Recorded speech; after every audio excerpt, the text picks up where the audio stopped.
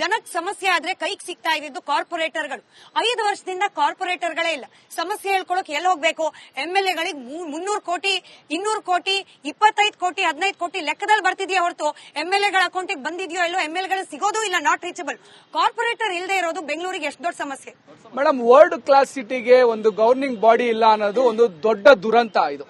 ಯಾಕಂತ ಹೇಳಿದ್ರೆ ಇದು ULBs ಏನ್ ಎಲೆಕ್ಷನ್ಸ್ ನಡೀಬೇಕಾಯಿತು ಅನ್ನೋದು ಇದರಲ್ಲಿ ಎರಡೂ ಪಕ್ಷದ ಪಾತ್ರ ಇದೆ. ಯಾಕಂತೇಳಿ 2020-20 BBMP ಆಕ್ಟ್ ಅಂತ ತಂದ್ರು. BBMP ಆಕ್ಟ್ ತರ್ತಾ ಇದೀವಿ ಅಂತ ಹೇಳ್ಬಿಟ್ಟು ಚುನಾವಣೆನ ಮುಂದೂಡುತ್ತೆ ಅಂತ ಹೇಳ್ಬಿಟ್ಟು ಬಿಜೆಪಿ ಅವರು ಹೇಳಿದ್ರು. 2023 ಇವಾಗ 24 ನಾವು GBA ತರ್ತಾ ಇದೀವಿ, ಗ್ರೇಟರ್ ಬೆಂಗಳೂರು ಮಾಡ್ತೀವಿ ಅಂತ ಹೇಳ್ಬಿಟ್ಟು ಚುನಾವಣೆ ಮುಂದೂಡಿದ್ರು. ಇಲ್ಲಿ ಏನಂತ ಹೇಳಿದ್ರೆ ಚುನಾವಣೆ ಮಾಡಬೇಕು ಸರ್. ಚುನಾವಣೆ ಇಲ್ದೇ ಇರೋದು ಜನಗಳಿಗೆ ಒಂದು ಅಪ್ರೋಚಬಲ್ ಅಂತ ಇದ್ದು ನಮ್ ಕಾರ್ಪೊರೇಟರ್.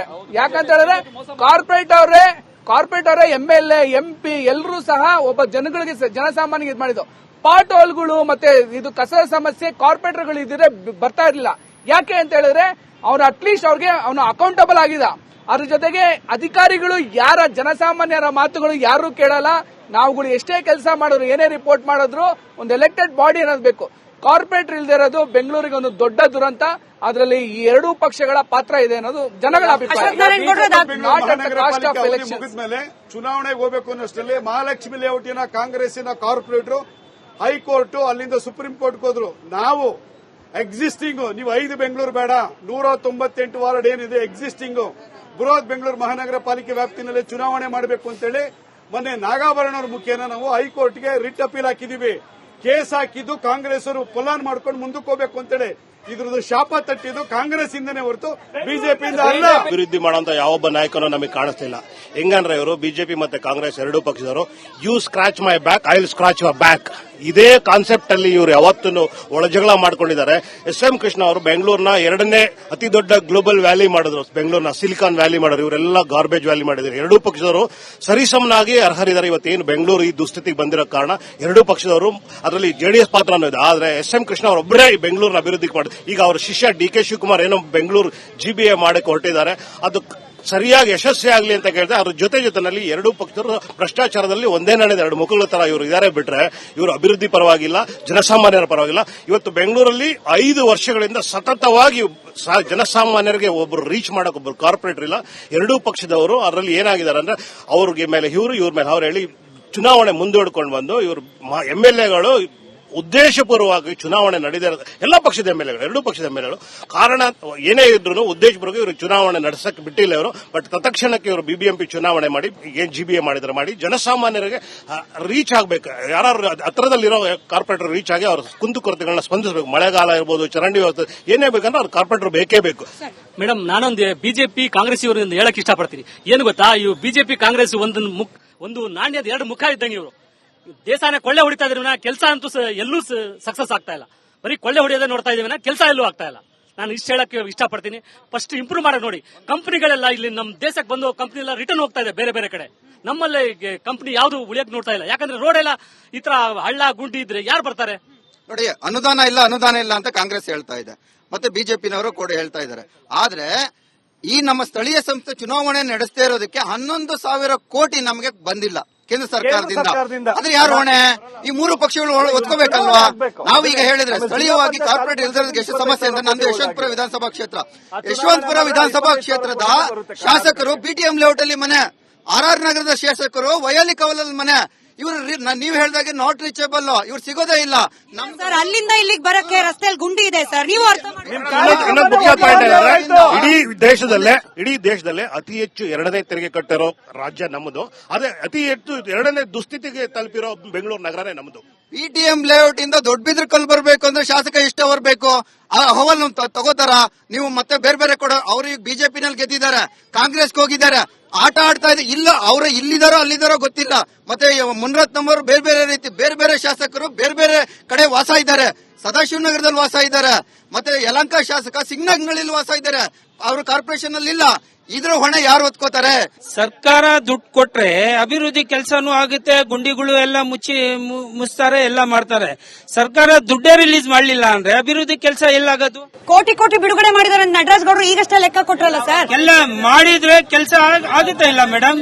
ಅವ್ರ ಕೆಲಸ ಅವರು ಕೋಟಿ ದುಡ್ಡು ಬಿಟ್ಟಿದ್ದಾರೆ ಅಂದ್ರೆ ಕೆಲಸನೂ ಆಗ್ಬೇಕಾ?